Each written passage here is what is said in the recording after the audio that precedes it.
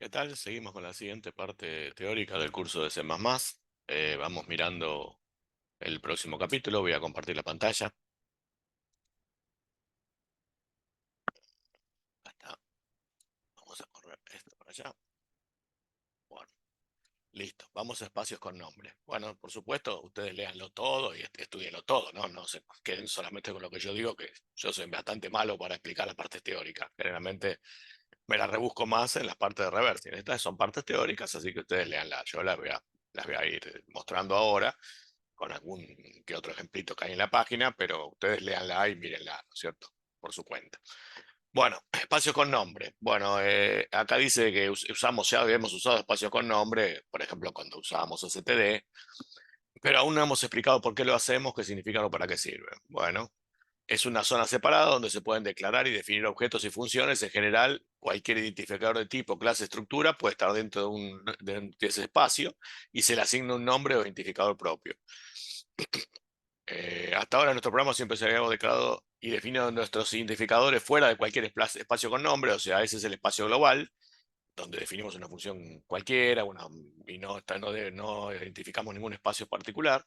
En este capítulo veremos que podemos crear tantos espacios para identificadores como necesitemos. Bueno, entonces, ¿cómo se crea un espacio con nombre? Bueno, se pone namespace, el identificador de nombre, y después todas las declaraciones que haya adentro. Por ejemplo, acá vemos namespace espacio 2D, y adentro de ese espacio está la estructura punto, que es 2D, que tiene x e y, dos variables enteras x e y, ese es espacio 2D. Y después hay otro namespace espacio 3D, donde la misma estructura punto, o sea que podemos tener el mismo nombre, dentro del programa, pero dentro de distintos espacios, ¿no es cierto? En este caso, punto se refiere a una estructura de dos campos, y en este caso, como es 3D, se refiere a una estructura de tres campos.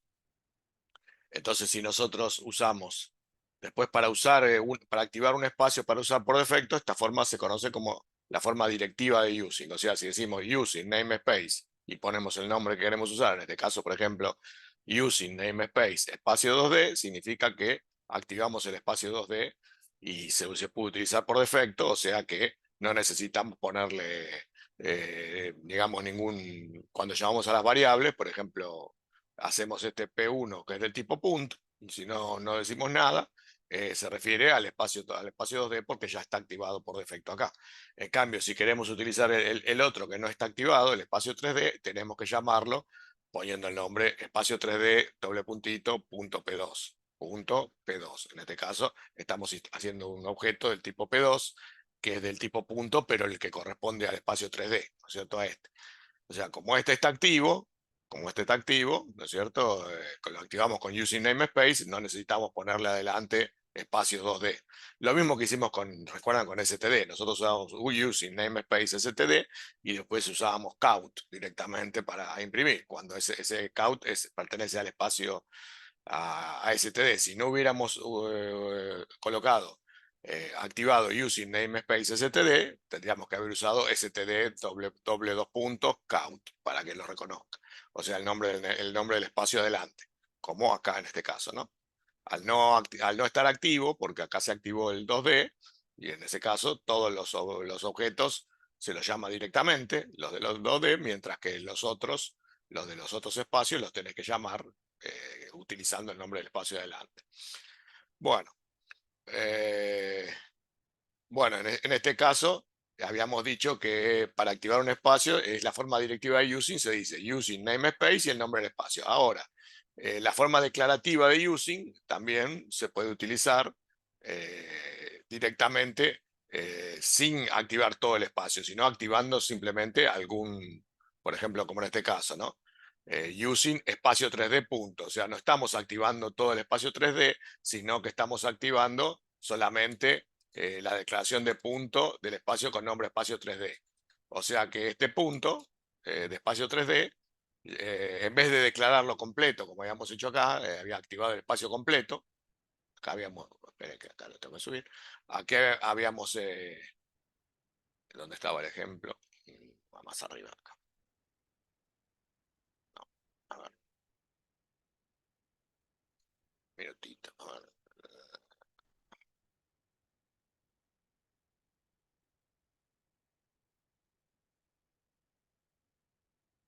Claro, en este caso, ven, no está using namespace espacio 3D, con lo cual directamente habilitamos todo el espacio, sino simplemente hacemos la función, la forma declarativa donde estamos activando punto de espacio 3D. Entonces ya queda activado punto, ¿no es cierto? Solamente. Mientras que el otro, por supuesto, hay que llamarlo con el nombre del espacio adelante, ¿no es cierto? Bueno, eso es más o menos sencillo, no tiene grandes cosas, se van a dar cuenta enseguida.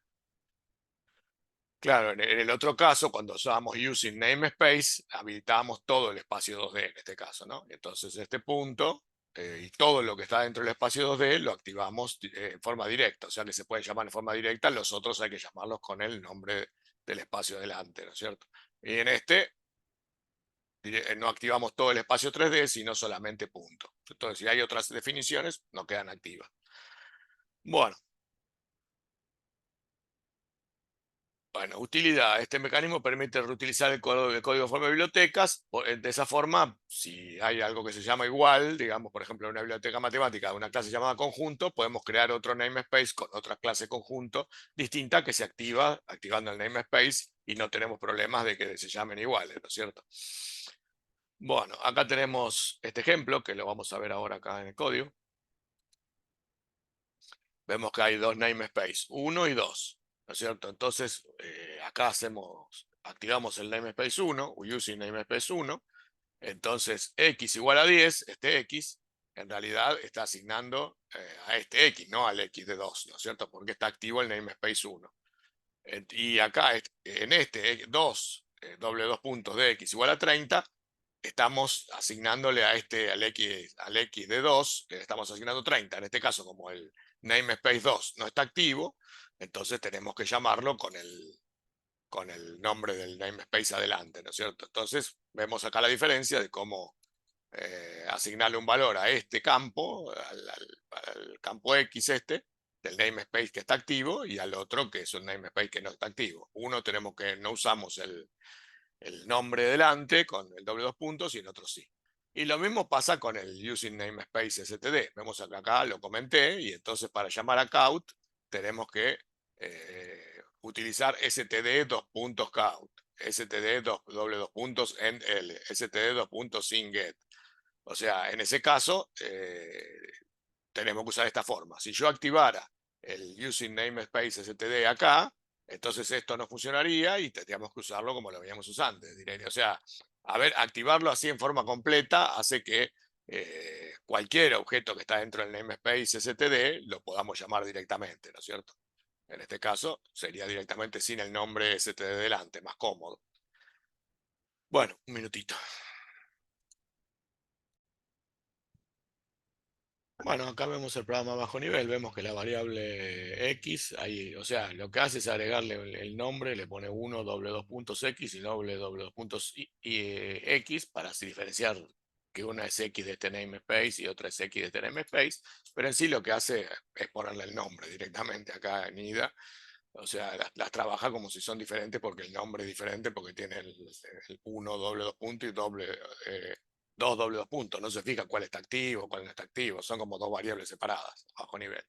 O sea que todo lo otro es lindo en C++, pero acá a bajo nivel son dos variables separadas que el namespace lo único que hace es cambiarle el nombre, o sea, agregarle adelante el nombre del namespace con el doble 2 puntos. Y acá cuando lo asigna, lo mismo, ¿no?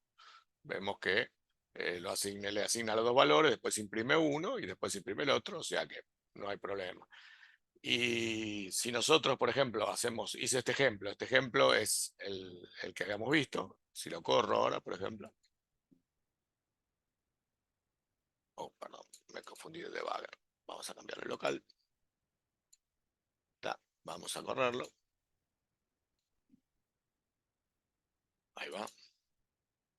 Vemos que no le puse ningún breakpoint, va a correr directamente y va a mostrar 10 y 30, que son los dos valores que habíamos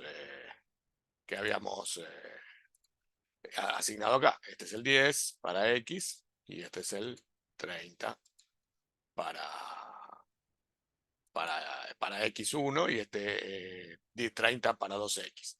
O sea que a bajo nivel lo único que vos tenés es que es como dos variables que en este caso son globales que esta forma de expresar de que son diferentes, ¿no? Que corresponden a dos namespace distintos, a bajo nivel es como si tuvieran dos nombres distintos, es como un nombre compuesto, eh, y no más que eso, ¿no es cierto? O sea, no se ve nada más de los namespace acá, salvo esto, ¿no es cierto? Que es para diferenciar las variables. Y lo mismo si fueran funciones, lo que sea, cualquier función. Acá vemos, por ejemplo, std operator, por supuesto, operator es una función que está definida dentro del namespace std, por eso la llamamos de esta forma, std dos puntos operator. Igual, en general, esté activo o no esté activo, vemos acá lo mismo. Operator no estaba activo y sin embargo lo llama de esta forma. Y si lo activamos, por ejemplo, acá tengo la otra versión del programa en la cual activé recién no estaba activo using namespace std y llamábamos de esta forma, std count, std sync. Pero ahora lo activé y hice otro ejecutable que está acá en este y vemos que a bajo nivel es exactamente lo mismo, porque llama igual a std doble dos puntos operator, no cambió absolutamente nada. O sea, a bajo nivel, si hay un namespace, se lo pone delante del nombre de la función, de la variable o del campo, de la estructura, o lo que sea, de la estructura, lo que sea, le pone adelante el nombre y el doble dos puntos. Eso es lo único que vamos a ver nosotros en reversing de diferente, pero si está activo o no está activo, eso acá no se ve. O sea, no lo sabemos, porque lo toma siempre como si fueran, como si todos estuvieran inactivos. A todos le pone directamente esto delante, ¿no es cierto? Es lo mismo que acá, esto adelante, mientras recordamos que el namespace 1 estaba activo y acá no lo no usamos el 1 doble dos puntos X en el código. Sin embargo, a bajo nivel lo vamos a ver. Vemos que acá está igual. O sea, no hay diferencia entre activo y inactivo. Todos es como si estuvieran inactivos. Todos se llaman con el nombre delante, ¿no es cierto? Por lo menos el IDA lo interpreta así. Una forma de diferenciar una variable X de otra variable X. Le pone el nombre del namespace delante. Bueno, eso con respecto al primer ejemplo. Bueno, entonces vimos ese ejemplito. Sigamos. La utilidad ya la vimos en este ejemplo. Bueno, espacios anónimos son espacios sin nombre. O sea que un espacio anónimo se utiliza, vemos acá dice, podemos crear espacios con nombres anónimos como este. ¿Para qué crear un espacio anónimo? Su vida es útil para crear identificadores accesibles solo en determinada zona del código. Si creamos una variable en uno de estos espacios en un fichero de fuente concreto, la variable solo será accesible desde este punto hasta el final del fichero. ¿Por qué no se lo puede llamar de ningún otro lado? Porque no tiene nombre. O sea que esto simplemente va, va a utilizarse dentro del, o sea, este namespace, nombre, y este namespace sin nombre, utiliza una variable como si fuera una variable normal, o sea, esta return X. No es necesario ponerle, no es necesario hacer using ni nada, porque esta variable directamente, se accede directamente, como si no existiera el namespace y fuera una variable común. Bueno, espacio global. Bueno, entonces, bueno, esto cualquier declaración hecha fuera de un espacio con nombre pertenece al espacio global. Bueno, si nosotros, como veníamos trabajando y no teníamos ningún namespace y declaramos funciones, variables, qué sé yo, todo eso pertenece al espacio global que está fuera de cualquier espacio, ¿no es cierto? Todas las variables estándar, funciones, clases, objetos en el espacio std o sea, todas están declaradas en el espacio std. Por eso es necesario, bueno, como vimos, utilizamos std para acceder a todas las variables, a todas las variables y todo lo que utiliza C++. Bueno, espacios anidados. Los espacios con nombre también se pueden anidar. O sea que, por ejemplo, vemos acá un namespace 1, dentro anidado hay un namespace 2 y un namespace 3, anidado uno del otro. Y de cada uno tiene una variable X, un campito X, que son enteros. Entonces, si yo quiero llamar al primero, si yo no hago ninguno, no activo ninguno, si yo quiero llamar al primero, tendré que llamar con 1, doble dos puntos X. Para llamar al segundo será 1, doble dos puntos, 2, doble dos puntos, X. Y para llamar al 3 será 1, doble dos puntos, 2, doble dos puntos, 3, doble dos puntos, X, como acá se ve, ¿no? X igual a 10, en este caso, no es necesario ponerle el nombre uno delante porque acá se declaró, digamos, no el namespace completo, pero sí X, digamos. Esto está, digamos, activado. El campito X de uno se activó acá con el using, entonces este no es necesario llamarlo con el uno delante, el X. Bueno, y los otros, como no están activos, directamente para llamarlos hay que hacer uno, doble dos puntos, 2, doble dos puntos y X. Con eso asignas esta. Y después el otro, 1, doble dos puntos, 2, doble dos puntos, 3, doble dos puntos, 50, activa, digamos, asignaría esto. Ahora vamos a ver el ejemplo. Ya termina, vamos a ver este ejemplito y terminamos este capítulo. Un minuto. Bueno, acá vemos el código, como habíamos visto. Entonces teníamos un namespace dentro del otro. Y entonces de esta forma tenemos la misma variable que se llaman igual, xxx, pero para acceder a la variable x, esta primera, si no estuviera activo esto, tendríamos que usar 1 doble dos puntos x. ¿No es cierto? No lo utilizamos porque al activar, no estamos activando el espacio completo de namespace 1, pero solamente este campito, namespace 1, doble dos puntos, lo estamos activando. Entonces con esto nos evitamos de volver a usar el 1 doble dos puntos delante de esta variable x, o sea que la llamamos directo. Las otros tenemos que llamarlo, como no están activos, con los nombres del namespace. 1 doble dos puntos, 2 doble dos puntos x igual a 30, y el otro 1 doble dos puntos, 2 doble dos puntos, 3 doble dos puntos, x igual a 50. Y después, bueno, acá tuve que corregir un poquito porque tenía un problemita acá. Se ve que al copiar y pegar se le arruinó acá esto. Así que bueno, lo tuve que corregir. Y bueno, por supuesto, hay que sacar esos símbolos y poner el correcto acá, armar correcto el count, que está acá, si no tira error, ¿no es cierto? Obviamente el código que tenía ahí. Y bueno, por supuesto, el count fue definido también. En vez de usar using namespace completo std, directamente se habilitó el std count solamente, se activó esto solo, por eso lo usamos sin usar el std. Pero el singet no está activo porque vemos que no se activó el namespace completo. En ese caso, si queremos usar el singet, necesitamos ponerle el std delante. O sea, y bueno, esto si lo vamos a ver a bajo nivel, vamos a ver que eh, como dijimos antes, acá los toma todos las variables con el nombre que tiene el namespace delante, y vemos que a uno le pone también el 1 doble dos puntos, no importa si está activo o no, todo lo llama con el nombre del namespace que tiene. Vemos 1 doble dos puntos x, 1 doble dos puntos, 2 doble dos puntos x, y este 1 doble dos puntos, 2 doble dos puntos, 3 doble dos puntos x. O sea que a bajo nivel ni te enteras cuál está activo ni no, simplemente cuál es el namespace al que pertenece. Siempre está delante el nombre. Y bueno, y acá lo mismo, cuando llamas al count también, vemos que stdcount lo sigue llamando con el std dos puntos adelante, no importa cómo lo haya llamado acá, vemos que acá lo llama directo, sin el std, pero acá es como si estuviera inactivo y directamente lo llama con stdcount y stdoperator y stdsyn, y todos lo llaman como si todos estuvieran inactivos, o sea, no hay diferencia a bajo nivel. Pero sí tienen, por supuesto, delante el nombre del namespace que corresponde a cada una de las variables, ¿no es cierto? O sea que uno puede saber a qué namespace en el código pertenecía cada una, y bueno, después lo toma todo como inactivo, ¿no? Pero bueno, eso lo vemos claramente acá, ¿no es cierto?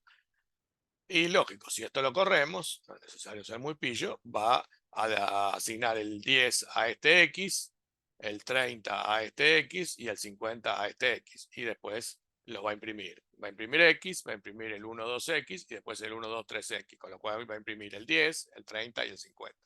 Si lo corremos, vamos a darle que corra. Vamos a ver acá el resultado que va a imprimir el 10, el 30 y el 50. ¿No es cierto? Bueno, con eso tenemos el, el capítulo este de,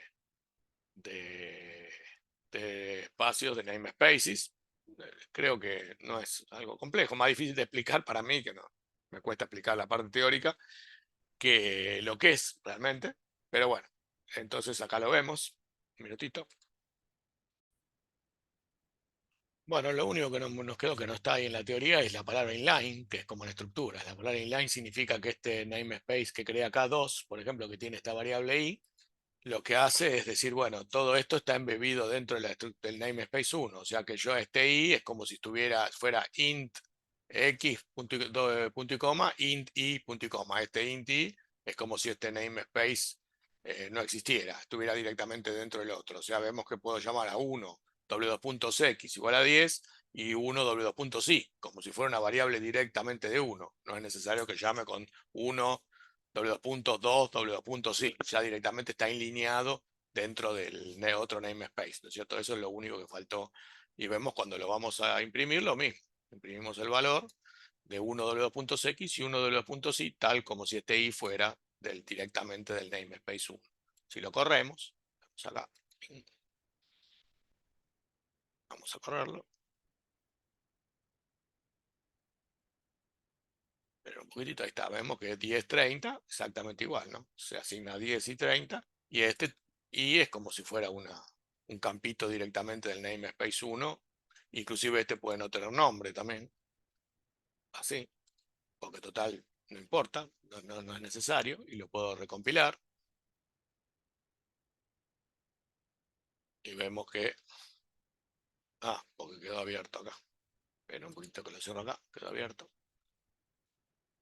vamos de nuevo, ahora sí, vemos que lo puedo recompilar y no va a fallar ahora, ahí está, y ahora lo corro, y vemos que igual que antes, el nombre del espacio 2 de 2 no era necesario porque total está alineado en el otro, así que no, no hay problema de no ponerle nombre, porque no es necesario identificar este espacio porque está dentro del otro.